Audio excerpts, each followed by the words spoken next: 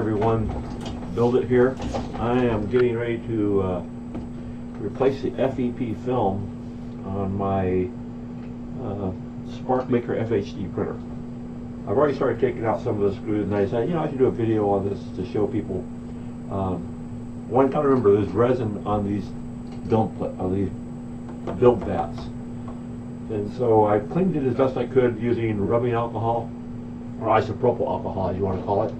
I'm using 91%. Excuse me while I scratch my nose. Okay, so I've already got it cleaned as much as I can. I removed some of the screws, and I'm just going to continue removing screws right now to get the frame off. I bought FEP film off of Amazon. It's Algomar's replacement film. It's got 4 sheets of it, which will probably do 8 of my vats because my vats are fairly small, and that will. Anyway, so what's happened on here is it's just no longer wants to stick. It wants to stick to the FEP instead of sticking to the build plate. Since I did a video on, you know, what to do with the build plate at the very beginning, which was, you know, you need to scuff it up a little bit to kind of, because there's oils and stuff on the build plate when you first get it, so you need to kind of clean it up a little bit. And what I did on mine is I hit it with 500 grit sandpaper on the build plate, and then cleaned it with rubbing alcohol to remove any residue from the sanding. So that's how I handled it. You could also do it a different way, which is you could use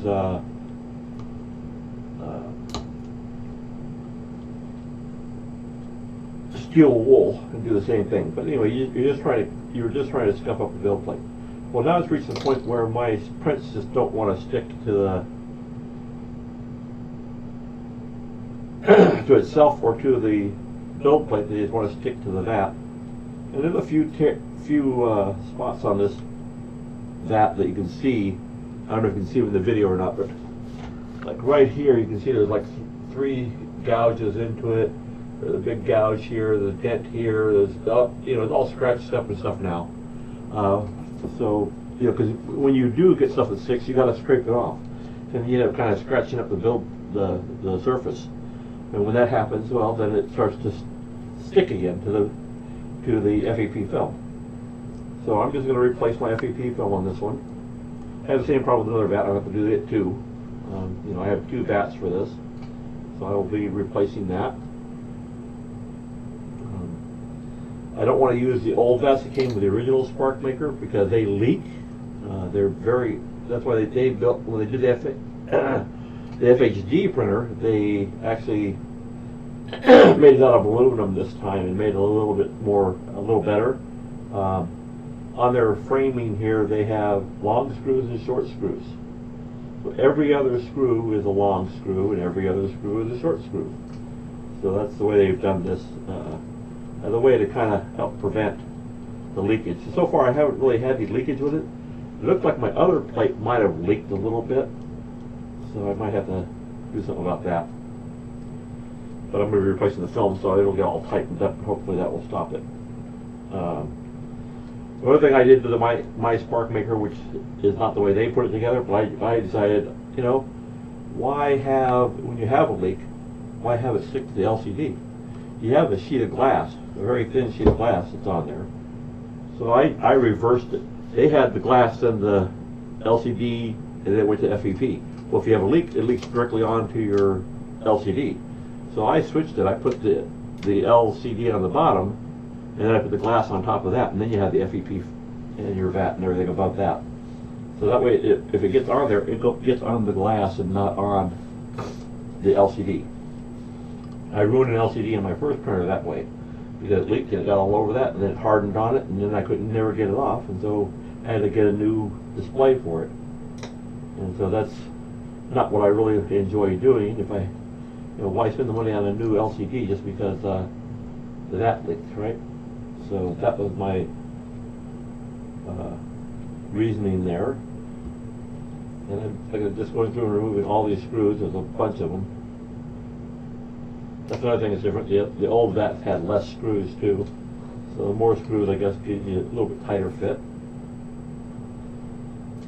And if you understand how this really works, is you're just laying this sheet, a flat sheet on here, and then you're putting this frame that locks it down over it, and then it basically deforms or stretches the sheet to make it tight.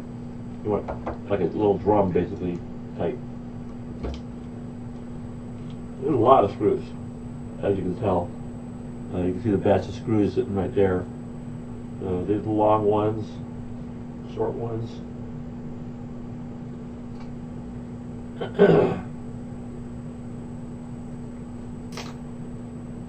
There are two more screws that are on the other side you have to take out. Those are the screws that actually are used to hold the vat down onto the printer.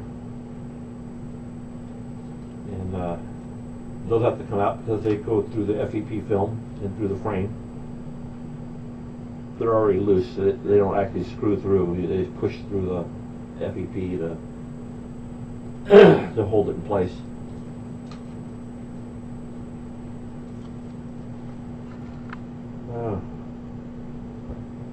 Got like 6 more screws to go, and then this will be undone.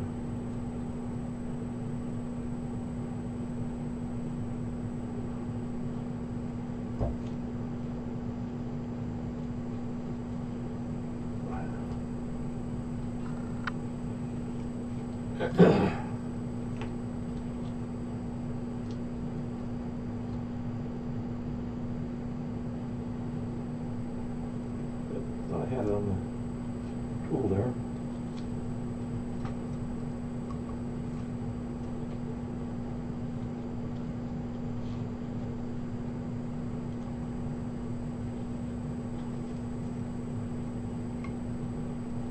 I don't have a, I have T-handle hex wrenches, but none of them are small enough for these screws, so I'm stuck with using my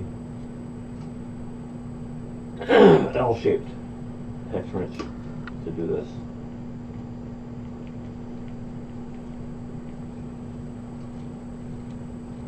Of course, trying to spin something like this, like normally I do it with my fingers, and I do it like, and I just spin it like that, but the rods tend to give you a problem with that.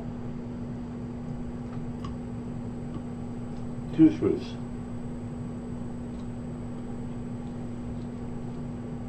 Last 2.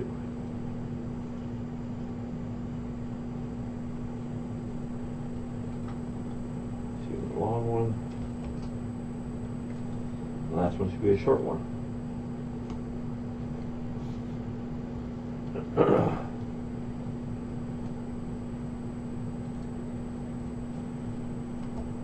Okay, so last screw isn't quite out yet.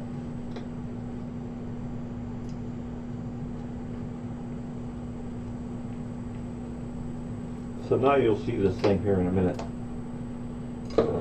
Short screw there, put it with the batch. So this is the film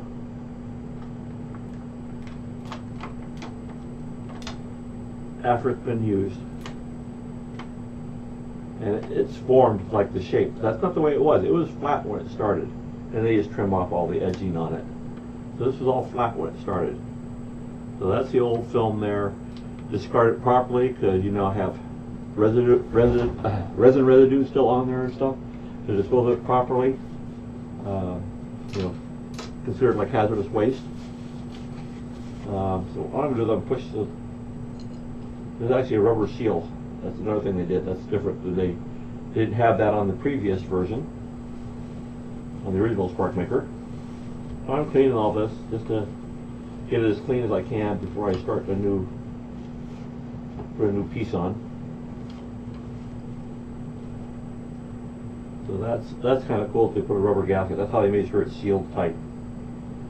I'll put the rubber gasket back on there. And now we're going to grab one of these sheets of FEP. Maybe. I don't know if they're in a package. Each sheet is in an individual package. Or maybe they got a coating over it, I can't tell. I can't tell for sure what they got going on with this. Unfortunately, I have to remove my gloves in order to do this because it's so It's like they're in a bag, but the bag is as tight as the film, or like I said, it's a protective sheet that sticks to the. Okay, so looks like it's a protective sheet that sticks to the film. Right? We got one on both sides. Grab the other one there. All right, so there's the sheet. I think I can put it. Nope, can't put it that way. Okay, so it has to go the other way. It's creating the static, and it pulled the rubber right off the frame.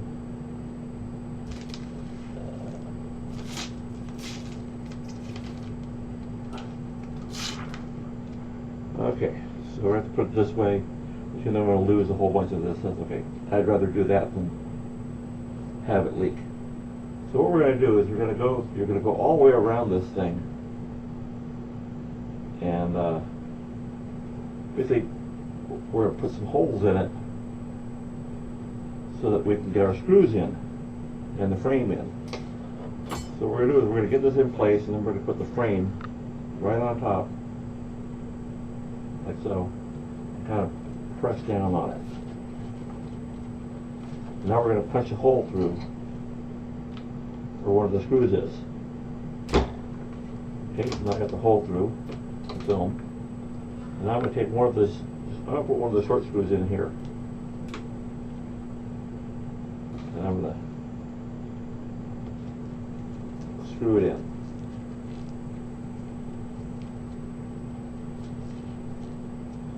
Of course, it's sticking on my rubber glove and I can't turn the thing properly. See, on my glove. Got my glove again. Keeps catching my glove. Can't get the damn thing on tight.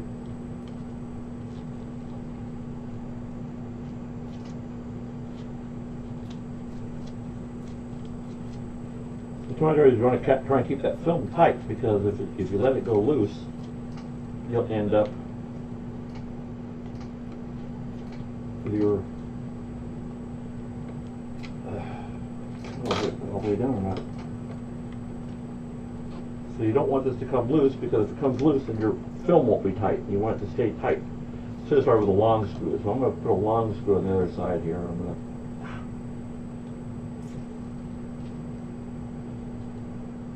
go to this other corner on this side over here, put a long screw through. I first punching a hole through.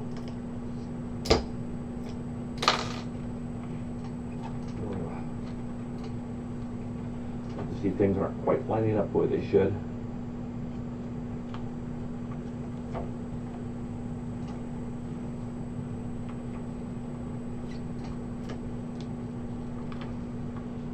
I wish I could use my T-handles.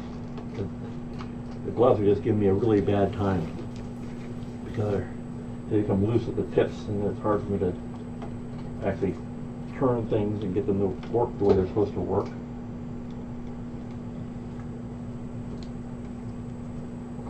Nope. Being a pain. As I got through, just so that one starts threading in, stopping itself.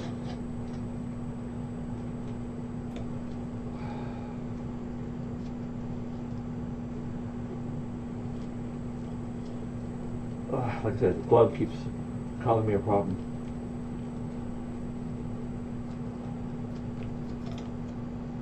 Yeah, be careful. I almost push that right down into the FEP. I'm going to put a hole through the FEP.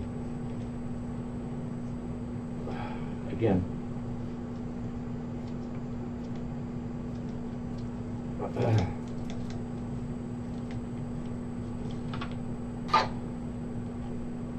Yeah, the short screw didn't go all the way down in. So I'm going to make sure I get a long screw in there.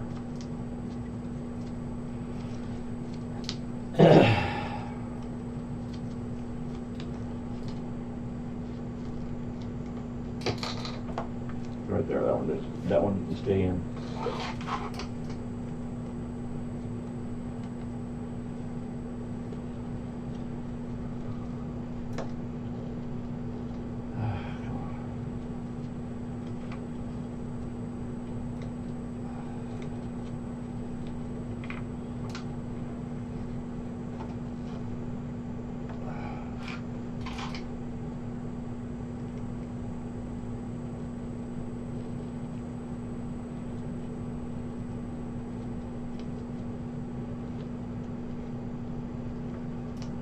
okay, this is supposed to be, like I said, every other screw is supposed to be, so that was long, short, long, short, long, short, long. Okay, long and more work perfect.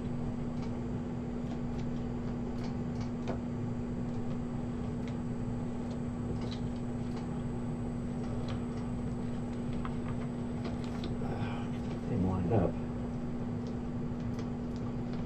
Got the first screw. Oh, maybe I didn't get the first screw in either. It's not wanting to press down. The whole frame is coming apart and it's not staying down like it's supposed to stay down. Isn't making any sense to me. Why that isn't going down like it's supposed to. It's like this guy went through, but then he didn't go into the screw into the other frame. They made it 3 layers. I don't know why they did that. Why they couldn't make this 1 layer. That other piece 1 layer instead of making it 3 layers. Like, come on, guys, that was really stupid of you. You couldn't make that 1 layer to make it frickin' screw in. Nope. They made this really difficult by doing that because it screws into the first layer. It has threads, and then the second layer has threads, which makes it impossible to try and keep this thing together and sandwiched by having 3 layers of material you got to screw through. Not dropping.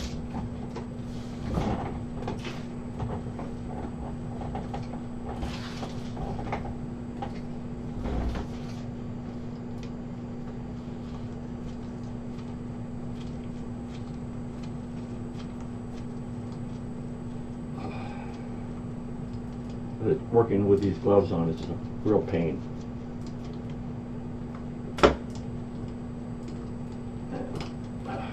No. What the?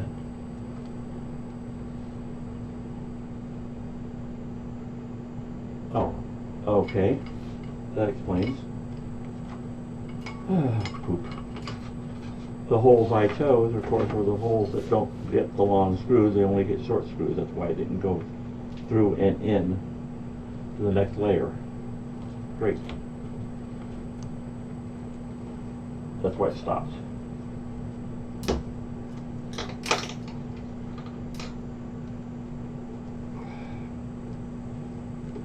I chose the wrong hole to try and put it into. So now I got to unscrew this to get the frame back down. That's why the frame didn't sit flat.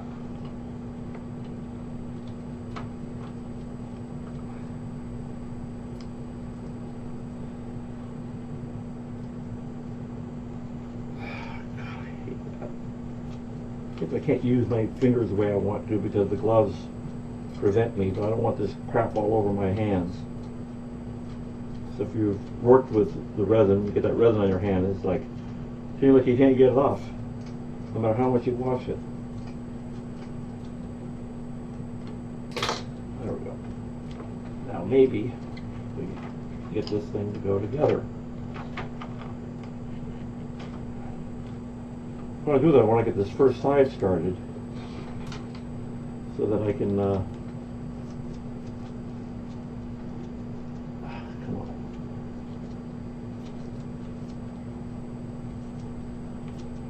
So I can stretch it from the other side. All right.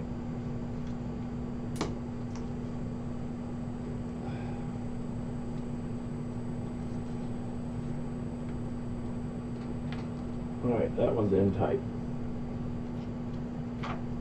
Get this one back out if I can.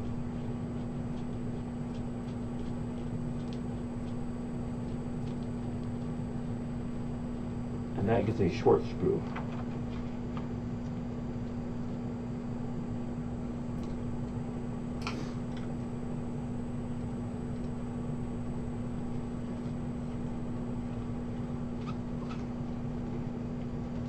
Maybe I'll make a diagram of this to show how to do this for those of you who have a SparkMaker, which hole's long, which hole's short. So that way you don't do what I just did and try and shove a long screw into a short screw hole. Maybe. Can't get the damn thing to start on them. There we go.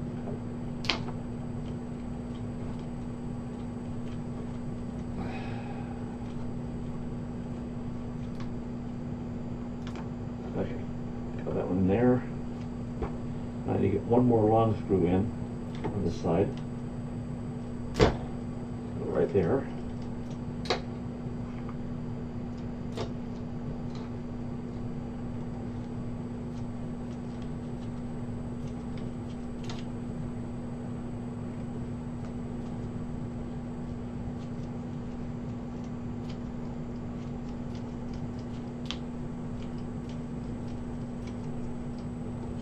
That. Tighten that down. That gets that. Now what they should have done, since they made this 3 layers, they should have put another piece of rubber, another gasket between that layer, because it can leak around that edge now. Okay, so I get a long, short, long. I need a short here.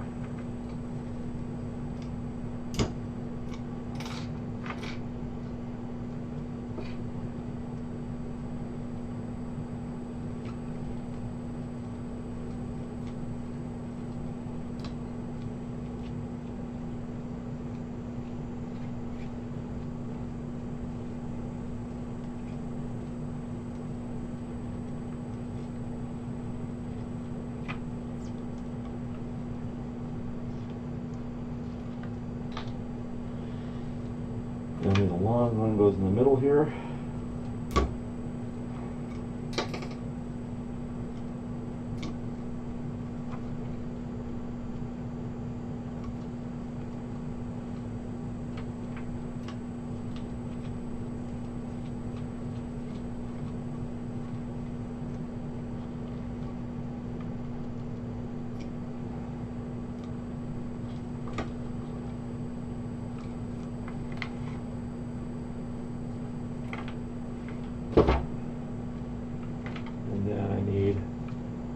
Short one right here.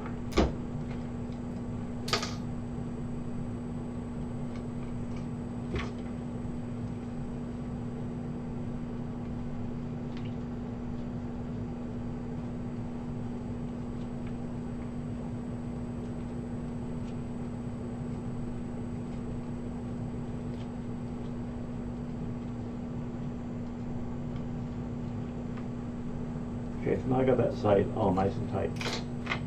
What I'm going to do is kind of pull on the machine on this side to make sure that thing is tight on the other side. That gives a nice little drum-like feel. Now I know that the corners are the short, so this is the long. I'm going to go with the long one here. I'm going to get the long one into the other side and get it screwed in.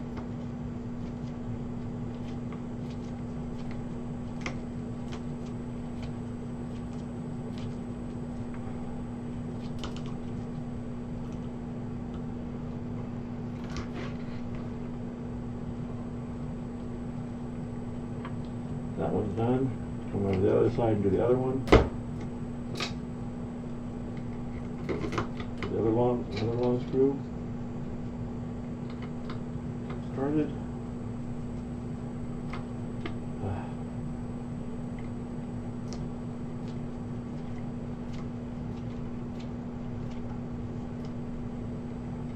So these are nitro gloves. I forget what the thickness is. I like the thicker ones. They have thinner ones, but I like the thicker ones.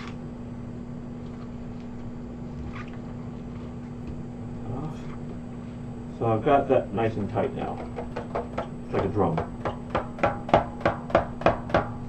Good. As you can see, it looks really smooth. Got a few dust specks on there probably from the paper towels and stuff, but it's very smooth. There's no crinkles, nothing in it. So that came out really good. And I'll just take an X-Acto knife or whatever, or a utility knife or something, and I'll trim this all off once I get all the screws in. So that's the main thing, get all the screws in first. Now that I know pretty much where all the long ones go, like I know the long one goes here,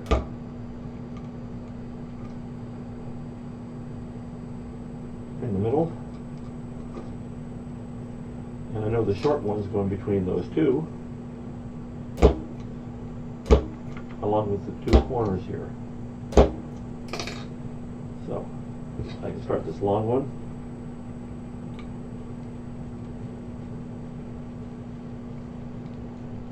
I'll get to a certain point and I have to switch the end. This has a ball on the end, so you can come at an angle. You can actually screw it at an angle, but it's not so, it doesn't allow you to torque it with the ball. It tends to slip. So you gotta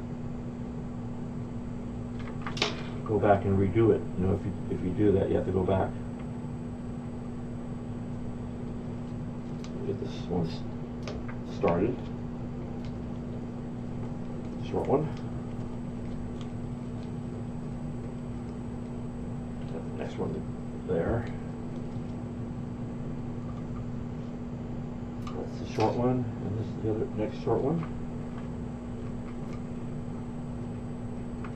Get it in there.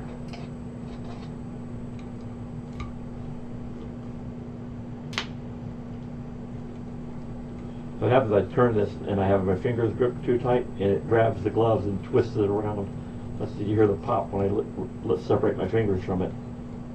That's why you see me doing opening and closing my fingers while I'm doing this, because it's grabbing my gloves and twisting it around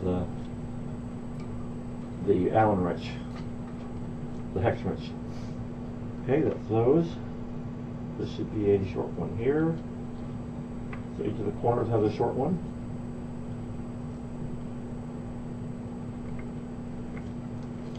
Get that guy struck right there.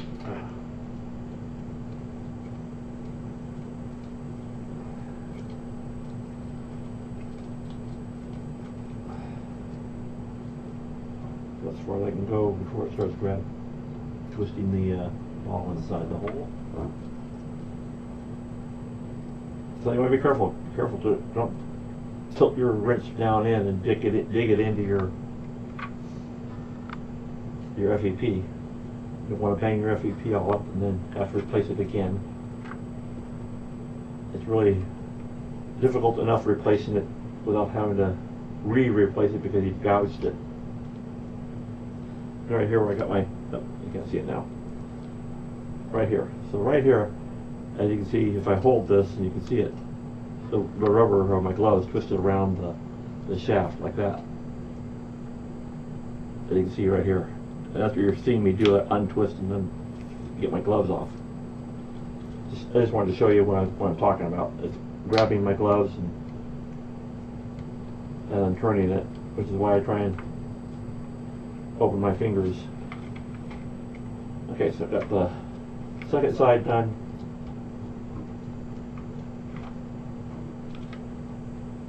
So that's got all that. So I got all of these and all of these done. Now I just got the ones on the sides here to do. There should be 4 long ones, which is this one, this one, this one, this one. And that gives me all my 4 long ones. I go here, here, here. Wait, I'll punch that one? Maybe not. Doesn't act like I punched it. So I did. Here. And one more right here. And I get through all, that uses all my long screws. And I just got to do the 4 short screws left. And then I got to punch the hole through for the screws that mount that to the printer.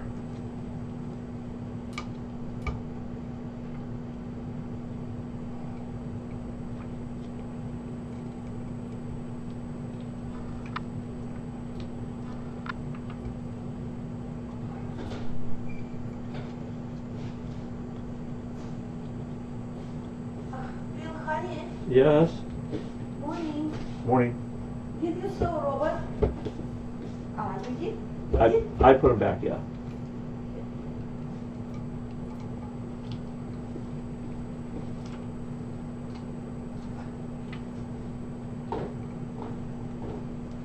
So that was my wife asking me if I saw the robot.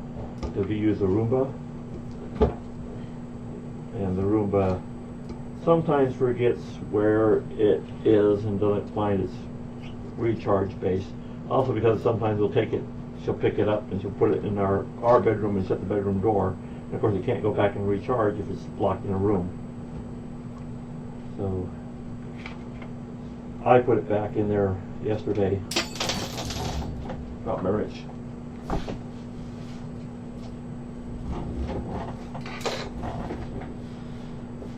So that it would get on I put it back on the charger yesterday.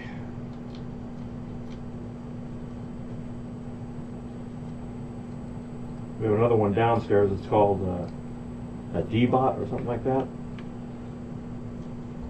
It was a less expensive one, but I tell you what, I really like it. It has the Wi-Fi built into it, so I can tell it when to start. And then it actually remembers the whole room. It maps the whole room out for everything that it's supposed to clean out. And downstairs it's the living room, family room, kitchen, dining room, and a bathroom. And it knows where all of them are. It goes out and maps the whole room as it cleans. And then it keeps track. You can actually look at a little map to see how it cleaned the room. So that's really a much nicer one. I know that Roomba makes one too, but I bought a lower cost Roomba. I was like, well, I don't want to buy something and then find out it doesn't work as well as I would like it to work. And then when I bought the D-Bot, it was because of one that was on sale on Amazon, and I bought that. And I said, well, you know, it's covered by Amazon, so it's got Amazon's warranty, and I'll load it and make it work. And so far, it's worked flawlessly. It actually has a built-in mopping. It has a water reservoir in it, so it'll mop. So it'll vacuum and mop. So I thought it was pretty cool. And the mop works too. My wife said it works. My wife said it works. So I have to believe her.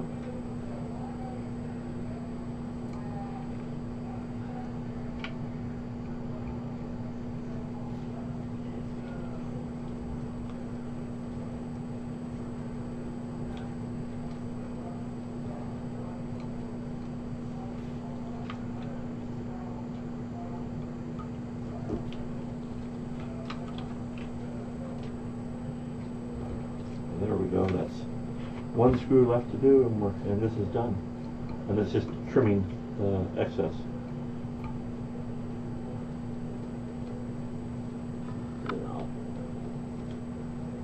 Use my utility knife I have right here to trim it when we're done.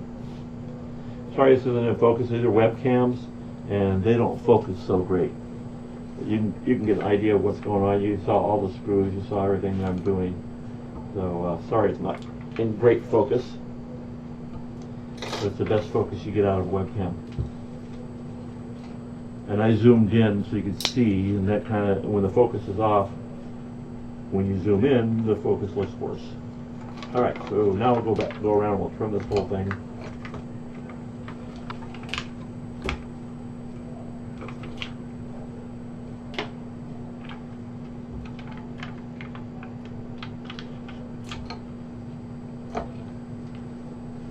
Maybe.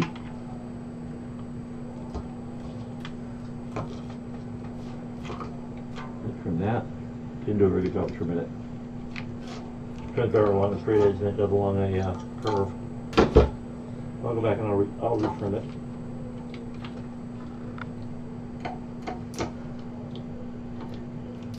Yeah, it doesn't do so good around the curve.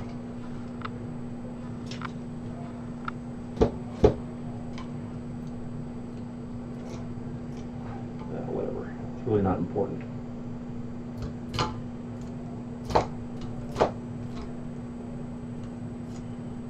Yeah, good enough.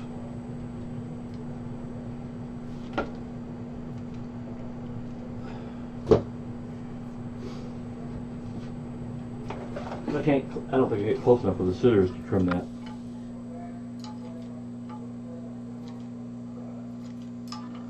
Yeah, I can't get close enough with the trimmers to trim it.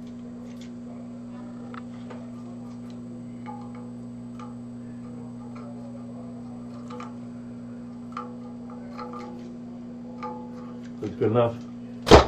That's replaced We got a fairly decent clean. I can wipe it off. A little bit of dust on the inside, but there it is. It's clean. It looks clean. We're ready to go. We can now go on the printer and we can print something. My glasses broke. The arm broke off of it, so they're falling off me all the time. There we go. There's my replaced vat. Already I got smears on it from resin residue. That's good enough. The only thing I left to do is punch the hole again in the middle. This is the one where the mounting screws go. This is one of the mounting screws. It goes in here. Push it through. Sticks out the bottom. Those screw into the hole on the printer. I'd rather these were wing nuts instead of being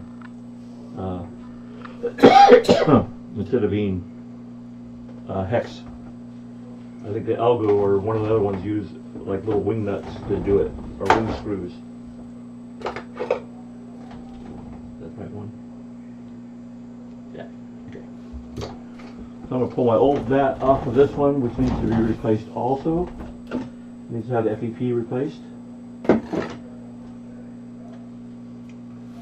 And can't really see what I'm doing, can you?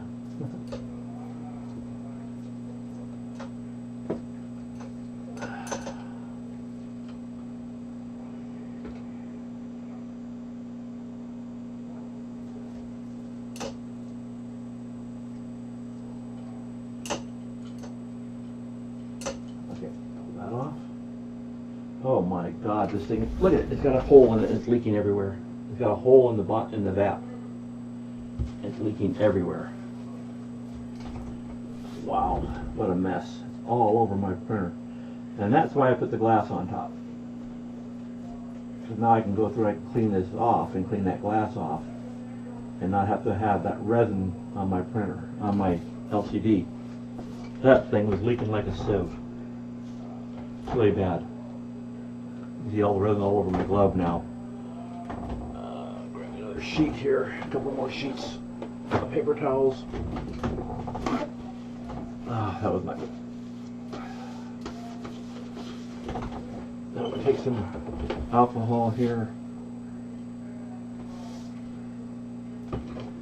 I'm going to clean that all off real good. I might take the glass off even. In fact, I'm going to do that. I don't want the glass to... I want to make sure I don't have any resin on my, there it is, on my LCD. Shouldn't have, but you know, you never know. And unless you go through and physically check, you'll end up hardening resin on your LCD. And then that will cause a distortion and you won't have a clean print. Come on, grab that sucker.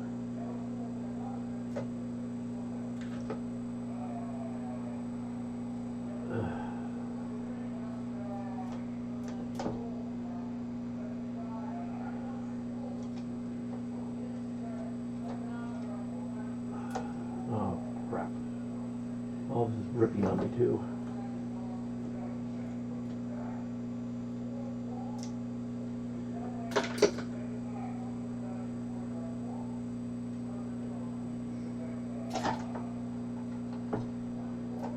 Yep, resin got through it onto the LCD. And that's what I was worried about. So here's the glass. Can't see it, can you? It's right there. It's just completely coated with resin right now. What do I do with it?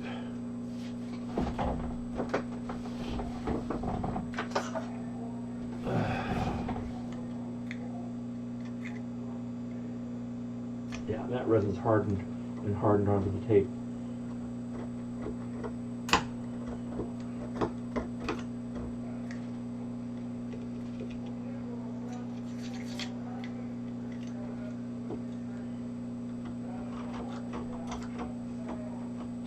And this was why that resin's all hardened on the end here with the tape. And that was why I did not want my LCD on that side.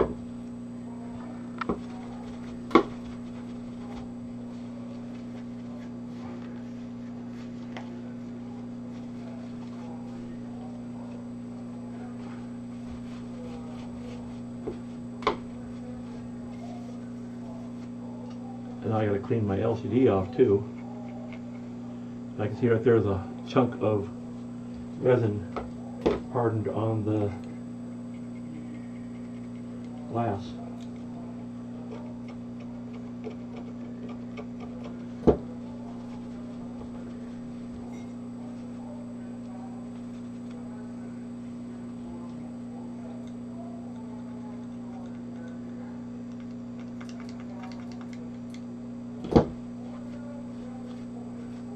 Off. Not worried around the very edges, any resin hardened on the very edges of the display. That's not that important. It's the middle of the display of the screen that you want cleaned. There's that cleaned. I'm going to put that over here out of the way.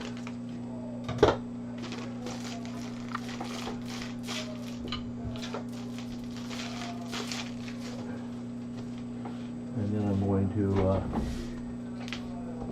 wipe my display all off, my LCD all off.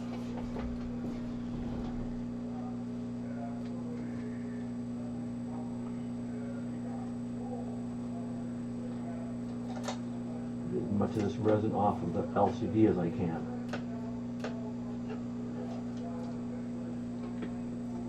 Guess I could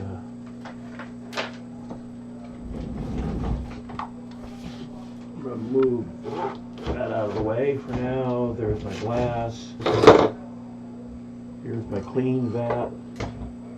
This is my leaky vat. So here's my printer.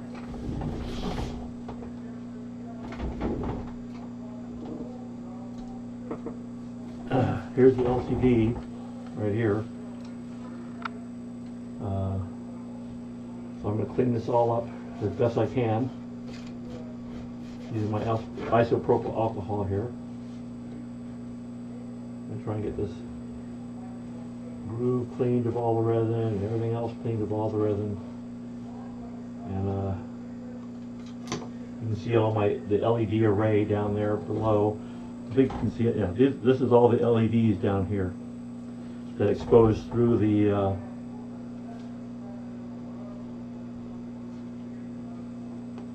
need something I could put some of this into. So I have two reservoirs that I put alcohol in.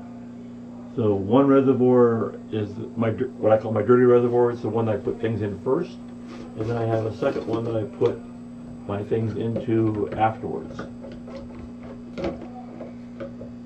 And getting it back out when you have a print on it. There, the print came off now. Okay. The only thing that's still attached is all the support material for that print that I just had fall off. I'm going to put that over here out of the way. So this is reasonably clean alcohol. Let me use that. And I'm going to spread it all over this LCD right now. And then I'll use a clean sheet of paper towel to clean it off afterwards. Wipe it off. This will get all the gooey resin off. I have another display. I bought a couple of extras. But, you know, I don't want to throw away displays if I don't have to. Because the goal here is to... Oh, this may not be good. Looks like a whole bunch of these just came right off the edge of the display. I'm gonna have to replace the display because this all came off. And those are all connections that go to the display, so the display's not gonna work now. Like that. So now I gotta pull out one of my other displays. Bummer. Bummer, bummer, bummer. Yep, so much for that display.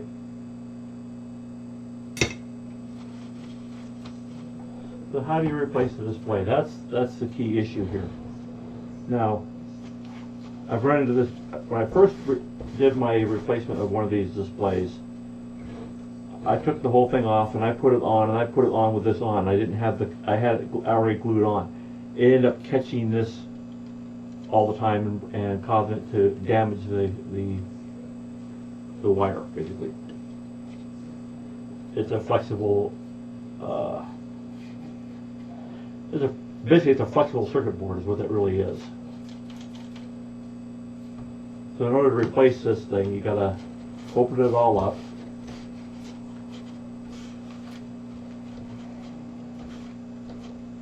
By taking this top off, so you can get to the connector where this is located. And then you plug in the new display, feed it through this opening, put it all back together. Don't close it up. That way you can pull this tight so it doesn't get caught and bent and cause damage to the flexible circuit board.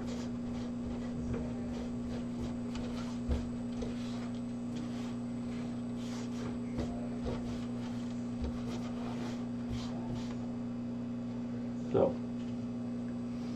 bummer about that. This was only supposed to be the FEP replacement. Big hole in that thing. Wow, it's got a big hole. I mean, it's like a 1/4 of an inch size hole in that. Probably when I was trying to remove material off the bottom, I scraped a hole through it. And then it leaked everywhere, of course. And now I gotta replace my display. And I gotta find where my displays are at. I have them put away somewhere. Because I don't want them to get broken. So you gotta store them properly.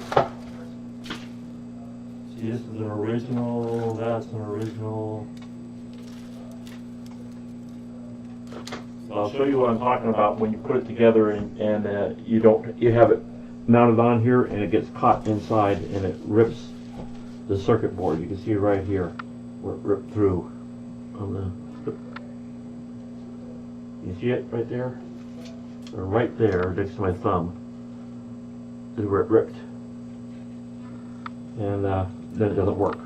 Because it ripped through this, one of the traces, or several of the traces. So that's sucks. So it was a wasted display. Let's see.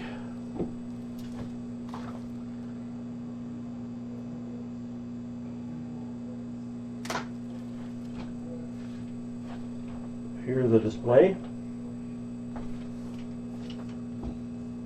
Nope. Maybe. Yeah, this one's okay.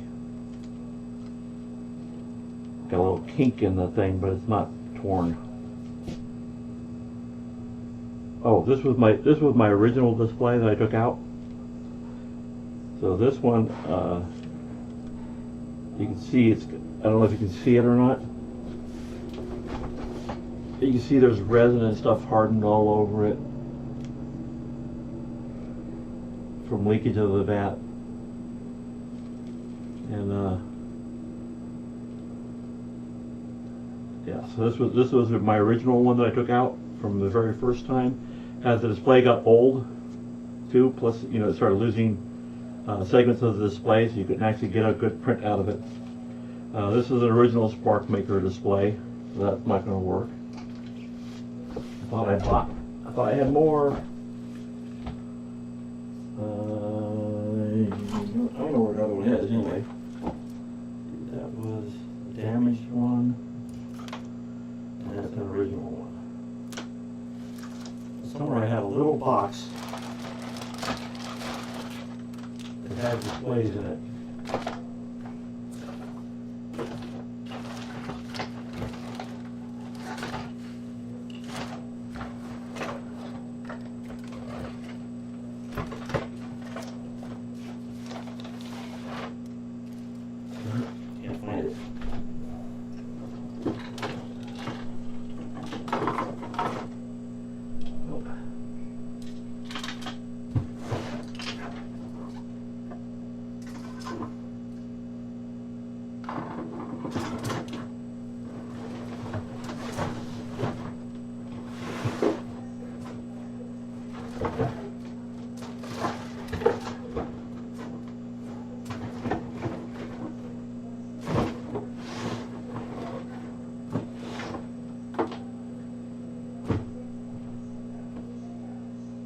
Not there either.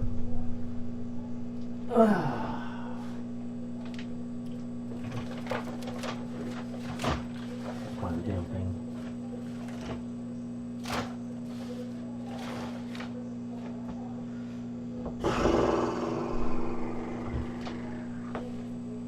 Can't find it.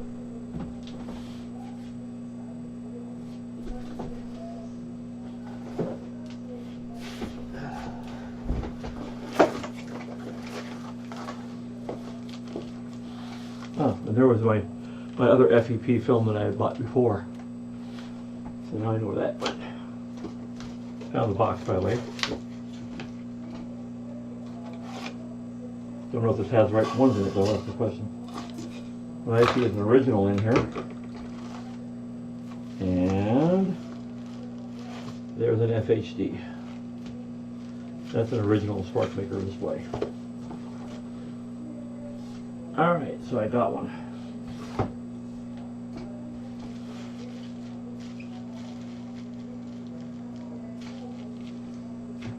Yay! So this turned into a replace the display segment now.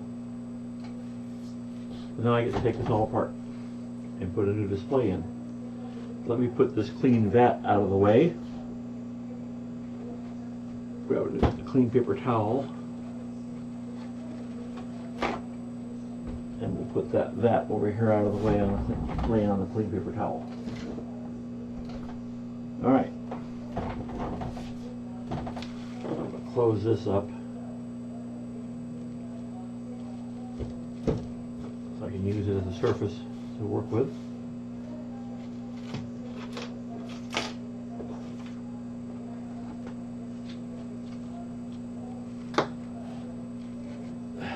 Don't know if it's the right size. No, too big. I have a smaller one around.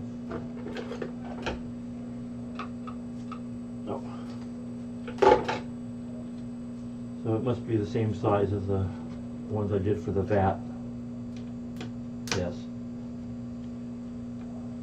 This is fun because you got to actually tilt the whole thing out because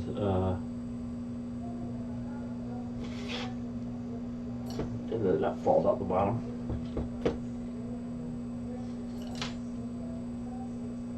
Because of the knob. You want to use that. I like using my T-handles better than these Allen wrenches.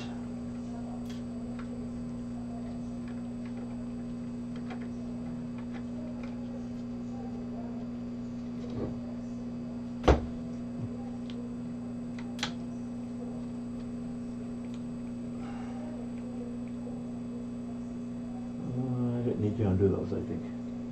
That's the of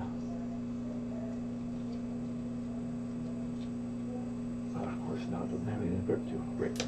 Okay. Yeah.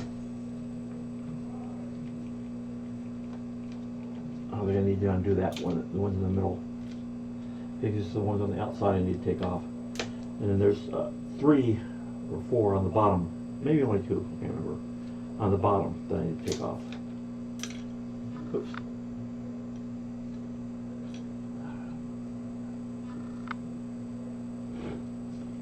Grab that nut,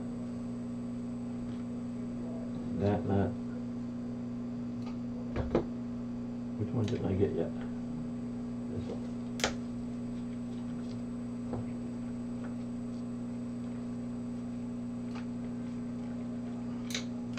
That one. There it was. There it is. That screw didn't come out.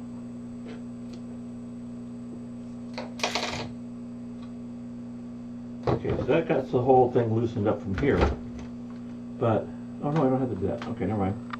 Thought I had to undo the ones from the bottom here that hold the back up here. So the fun part is getting this knob out through the printer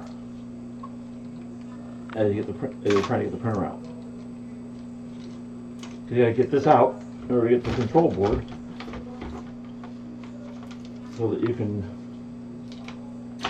there.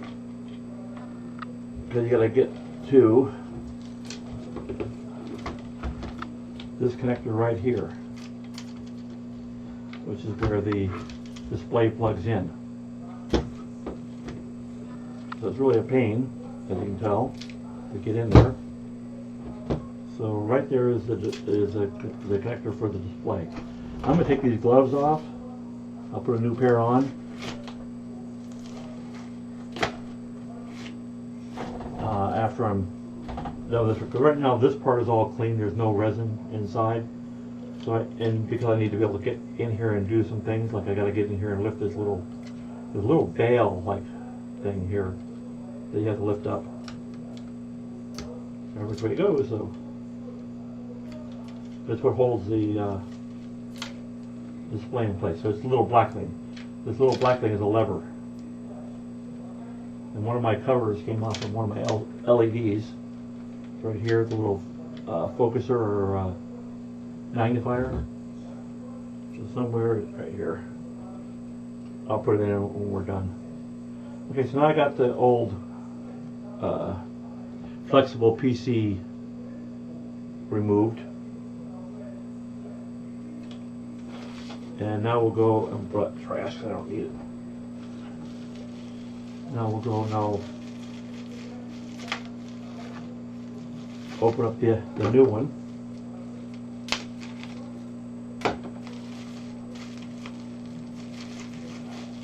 And get the new display out. Maybe I'll get it out. That open. Easy. Oh, I got two of them in here. Cool. I got two displays. Alright, so I got two of them here.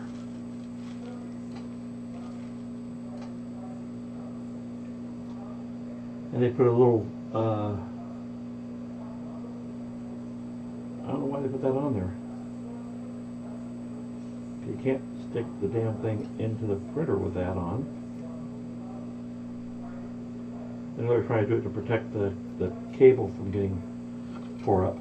So I'll turn that back a little bit because I can't get my knife. The whole thing must just slide off on the floor on me. So I'm going to trim this. I got this little black piece on the back, which is cool because that allows it a little more strength. Not so easy to rip when you're taking it out and putting it back. But you can't put it over the connector because you got to plug the connector in and it's going to be too thick. So I'm going to come back here and I'm going to trim this off. Carefully, don't cut the circuit board. That's trimmed off far enough. Now, which way does it go? Well, as you're looking at it, you're going to put it in like so. With the, you can see actually the traces here on this side. On the other side, you don't see any traces. You want the trace side, let's see. The trace side has to go down. So you want it to go in this way. The trace side is down. So the black side on the connector is up. And then you got to get it into that slot and then push that bail back over again. So I got to turn this so I can get to it. It's really a pain.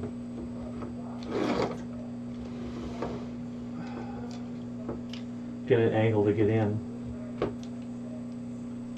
You got to get that in here so that it can get it in.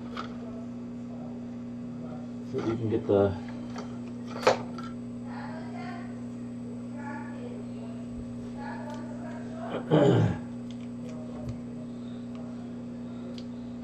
come on. Okay, I think I got it in. Then you flip the bail over. And now it's in. And now you gotta kind of get things back in position again here. You gotta take this display now, you gotta push it. I've got all these wires in my way trying to get the display through here. You want to get the display through and out of the way. And then you want to bring it up and through the opening here. And then you gotta get it back in. Now what you want to do is you want to actually grab that display, you want to get all the way through so that you can keep that cable from getting kinked inside when you're reassembling it. Because if you kink that cable, you will ruin it and your display won't work. And that's what you gotta do. Put that in, almost. Okay, so now we got it back in. I didn't kink the cable because I had it stretched out. So that's how you put this thing back together again. And like I said, there's one LED over here that has the cover that came off. I'll get that back in. Maybe. Yeah, got it. Okay. It goes a certain way. There's a key on it. Okay, so I got that one back in. Blew it. See right here, the slot, the ribbon cable has to go through and it didn't get through the slot first. Now you take it back off again. So that was a mistake. You saw that. You get to see the mistakes I make. Don't do that. You need to get it through the slot first. This is really a assembly nightmare, or disassembly nightmare. Got it? Almost. Got it out. Now I gotta take that ribbon cable back out. Pull the bail over, pull the ribbon cable back out. Okay, this time, before I put that in, run it through the slot. Don't forget. If you don't run it through the slot, you'll do what I had to do. You gotta disassemble it again, and then you gotta redo the whole thing all over again. Gotta give yourself enough room to get this in, and then you gotta get it back in the slot again. I'm trying to not disassemble it all the way to get this, but I guess I have to. I'm gonna have to kind of flip it over here. Oh, come on. So you see this heat sink here for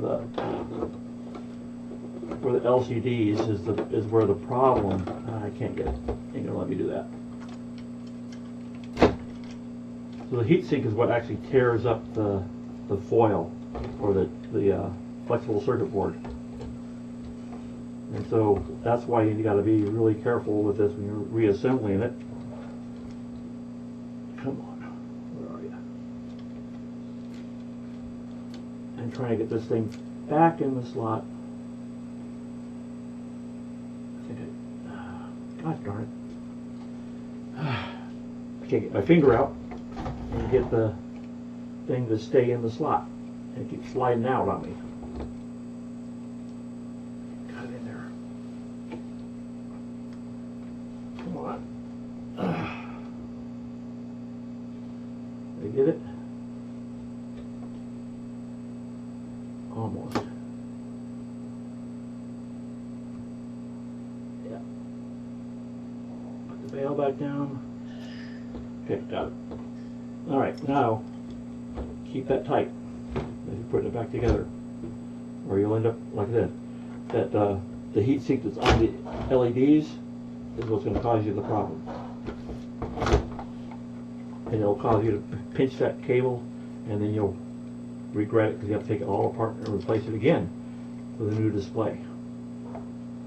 Alright, so we got that back in place. Don't remember if there's any kind of film over this or not.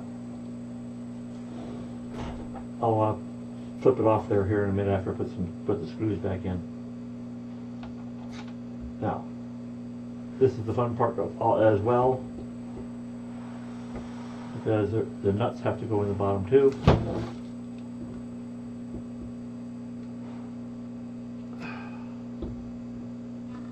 So you have to do two things. You got to get the nut in, and you have to get the So what I think I did before is I actually used like a Phillips screwdriver that I could fit into the slot, and that allowed me to push the nuts and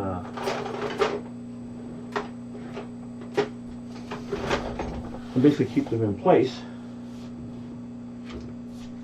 like that while I put the screw in. Maybe. If the nut is flat, that is. No.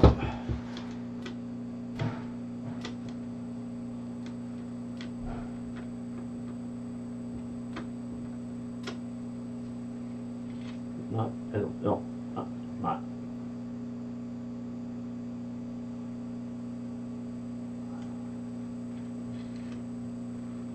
Maybe now.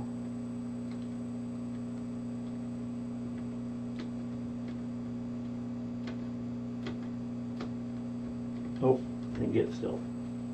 Or did I? Maybe I did. Yes, I did. So I got that one. So I don't see any kind of protective coating on this that I have to peel off.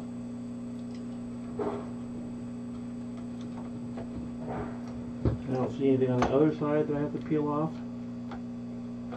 So I guess there's no coating on the actual LCD. I don't know what this screws into though. That's gonna be a problem. It should be screwed into that. So there's nothing in there.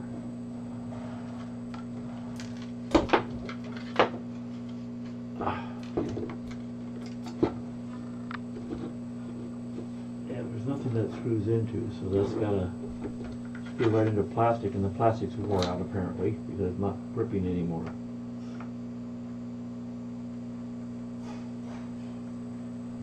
On this, so oh well, not gonna worry about that.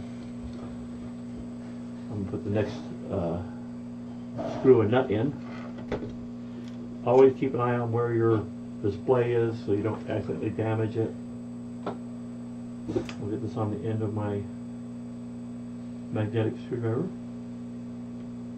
We'll get that lined up. We'll push that in. Put one of the screws here and we'll put it in the hole. And hopefully get this thing started. Maybe, maybe not.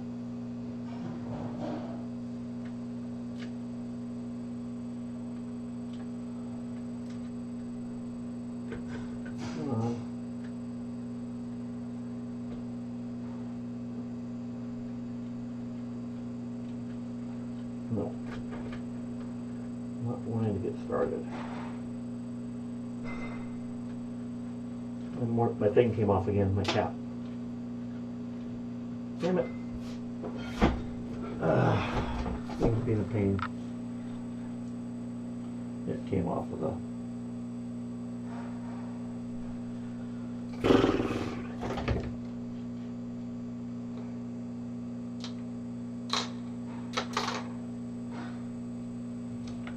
keep an eye on your LCD all the time so you don't accidentally damage it while you're doing all this.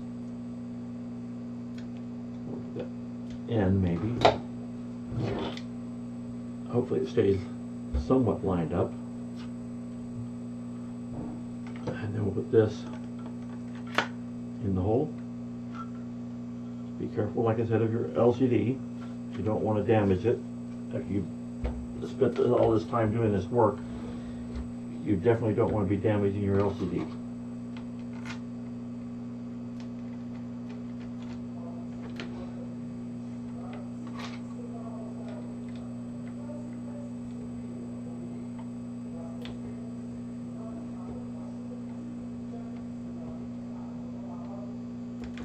Got that one in. Come on. So what I'm going to do now is I'm going to actually take this, I'm going to temporarily, wait, let's put that one back on again that came off. Oh, a different one came off. Different location.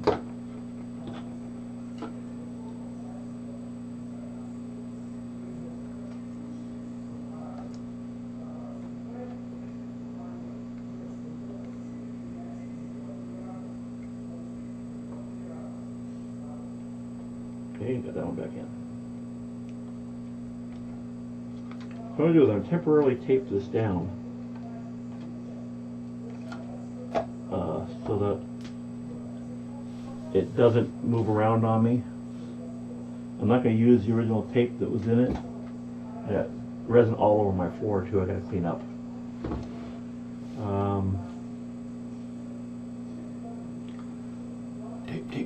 Tape. Where is my tape? Don't see it.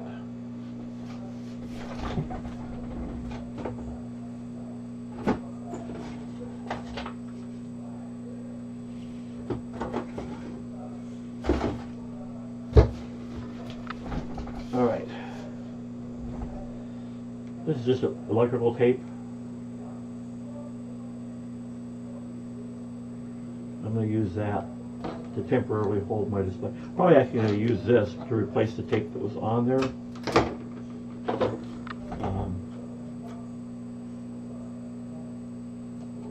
This is just to keep that in place while I'm assembling it so it's not flopping all over the place. I don't want to take the chance of breaking, you know, the cable and stuff on that. So this is an easier way to do this. And then we'll get this in that hole, maybe. And then we'll maybe shove that in like that.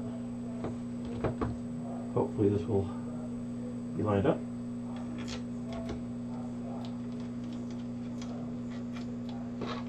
Maybe, maybe not. I feel like it is. I feel like it's lined up. Now I dropped the nut and I can't see it. I can't see. Damn it.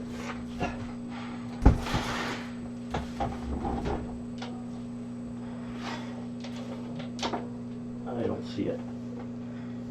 Don't have enough light in here to underneath the table here. Great. Touch one thing and knock everything over. Wonderful.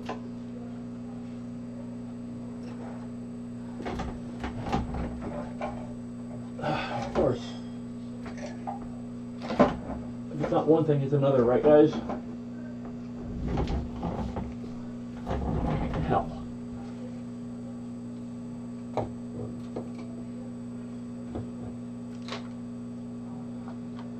And of course it didn't stick. Isn't that nice? That didn't stick. It just peeled right off right away.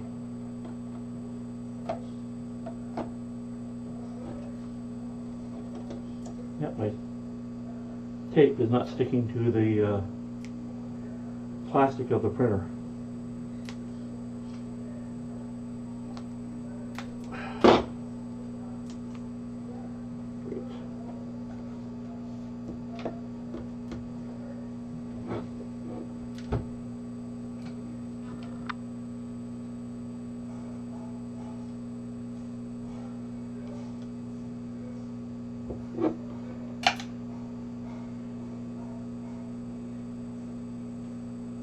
Down straight. I'll put that in to hold it in place. I'll find that other nut in a minute.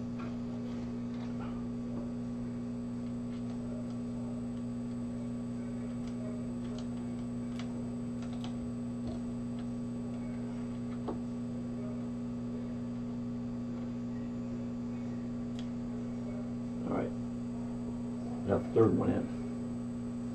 Now I gotta find that fourth nut that fell on the floor and bounced all over the place. So I'm gonna be getting down on the floor here.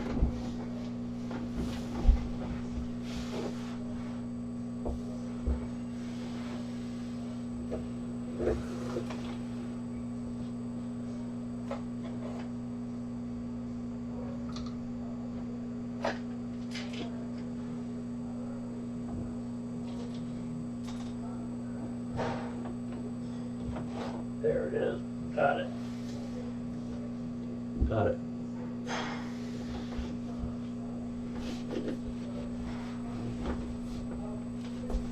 Ow. Ow.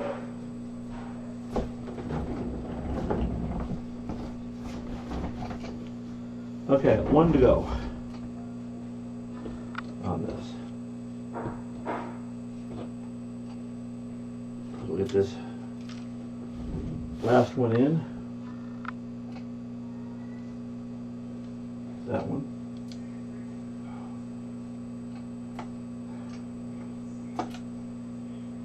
Okay, that's in straight. Turn.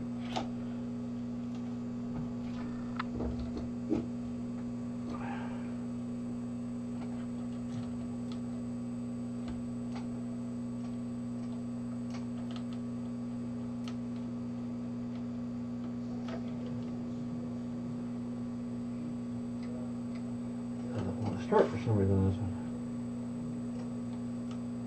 I don't know why I thought I wanted to start. I know the thing is correct and I watched it. Oh, I think I got it now. Alright, got it in there.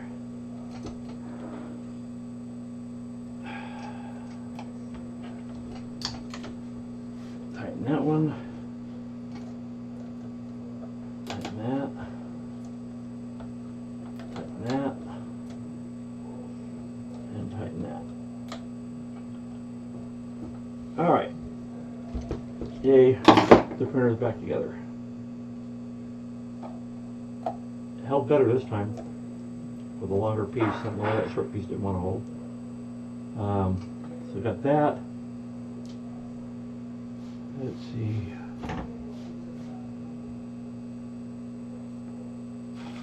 Where did I put it?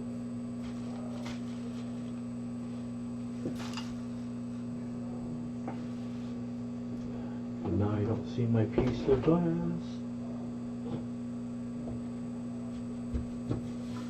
On here. Where did my piece of glass go?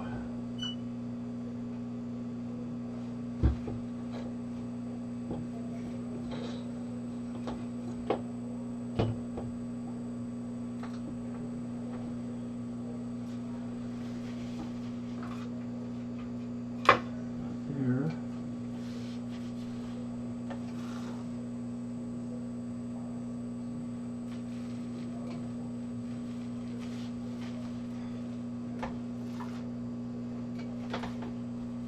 What did I do with it? I cleaned it off.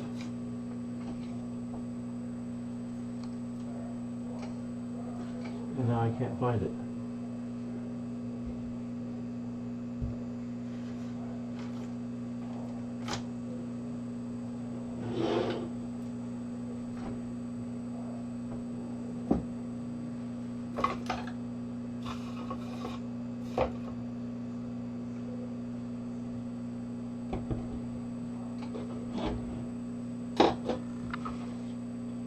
No.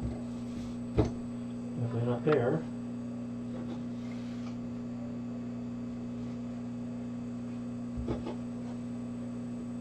Oh, there it is. There it is. Now I see one more.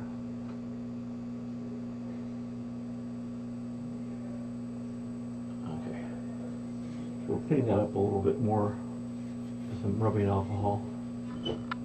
Or isopropyl. Or some people like to call it IPA. I don't like to call it IPA because to me IPA is a beer. India Pale Ale. So I don't call it IPA.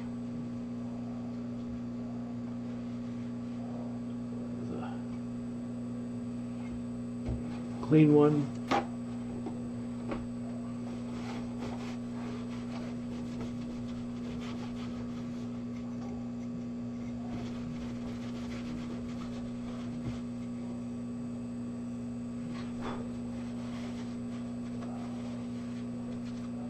Anything that's on your display, like this little spot here on my display, on my glass,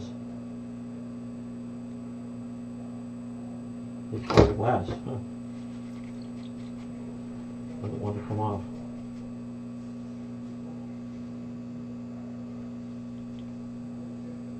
Oh, there it is. It's coming off. It's just being stubborn.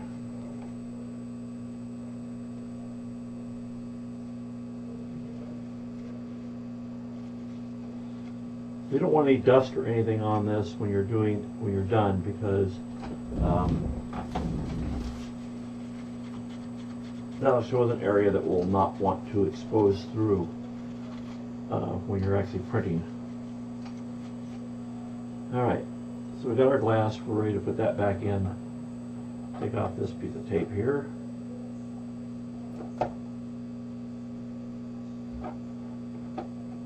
I should be using black tape, but I don't have any black tape, and I'm not going to run to the store to go buy some. You know, remember we're in the middle of this coronavirus thing, and they're telling you to stay indoors, don't go out, you know, don't do this, don't do that. So don't put too much tape, because you don't want to overlap too much on the display, because you want to have enough display to do the job you're trying to do. So if you put too much, it will actually cover part of the display, and you don't want to cover the display. You want to keep it so that the frame fits, but you have enough right at the edge. I have too much on here right now. I'm going to pull that back off. They use a thinner tape, and it's a 3M type tape they use to do this. So I'm just trying to get something that will give me, you know, a little bit of leak-proof protection, you know, to protect the display a little bit better, and you know, keep things working basically. So, cut me off another piece here.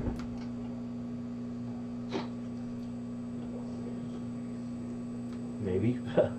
My tape's not wanting to stick to anything right now. Oh, I didn't make it long enough. Okay, I'll make this a side piece instead. And you want to keep it really fairly close to that edge of the display. So I'll cut that in there. So you want to keep it fairly close to the edge, but not completely, you know, not off of it. This is off a little bit. You can see it's kind of like it turned a little bit.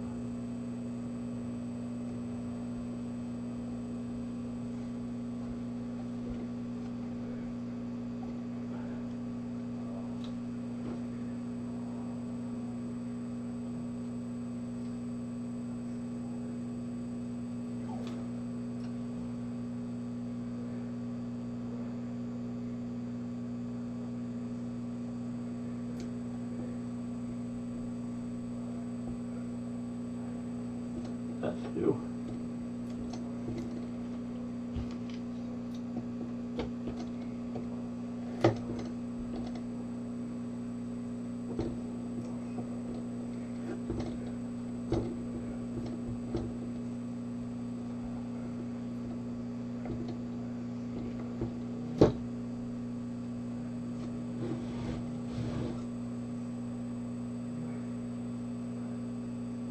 I'm using this more for leak protection. Like I said, leak, you know, so like when the resin leaks, I'm trying to keep it from leaking down into the display.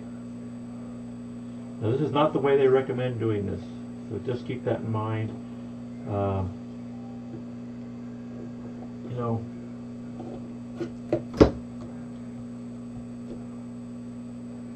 I'm doing it my way. Whether you like my way or not, that's your prerogative.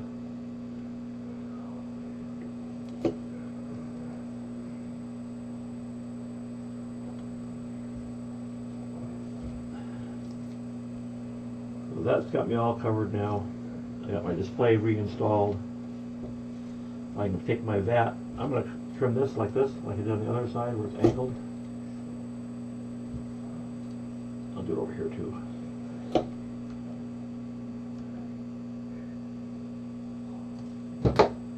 And then this is my vat that we just replaced the FEP on. And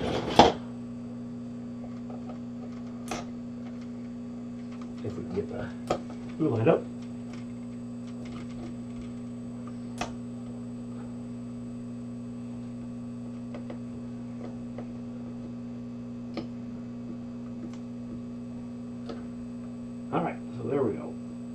whole thing in there. Got all the new parts in. New display. Oh, there's a piece of crap on there. See that? You can. I don't know if you can see. There's dirt and stuff all over this. Probably got it on my tank, and then I wasn't paying attention, and so now it's all over. It's on there. Some of it's on the inside. Some of it's on the outside.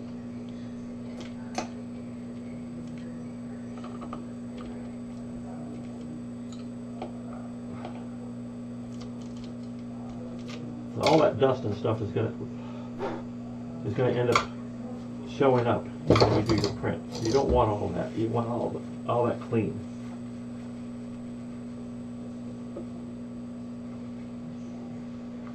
You want that just everything as clean as you can get it.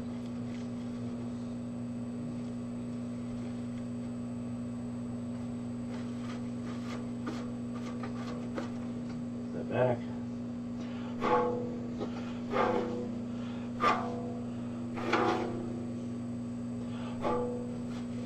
Still see stuff on the inside.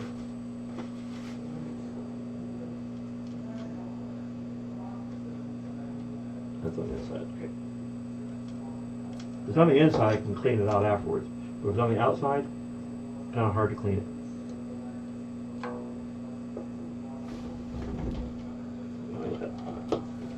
Lined up.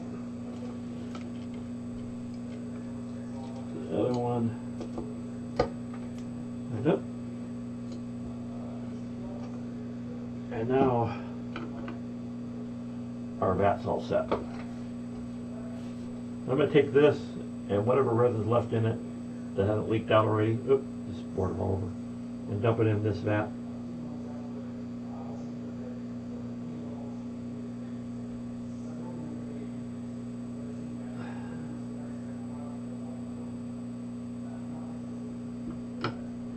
That's the good one I'm going to get.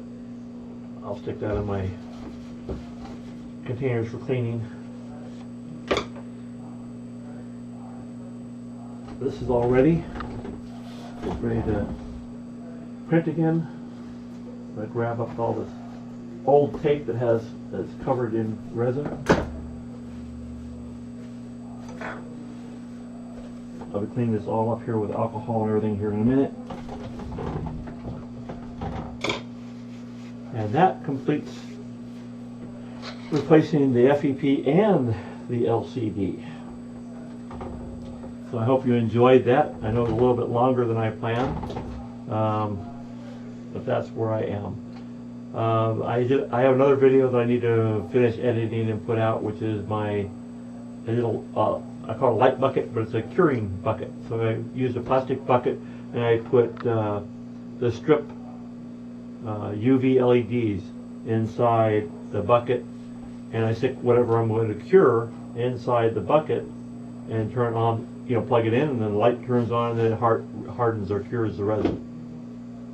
So that's one of the things I'm working on. So this is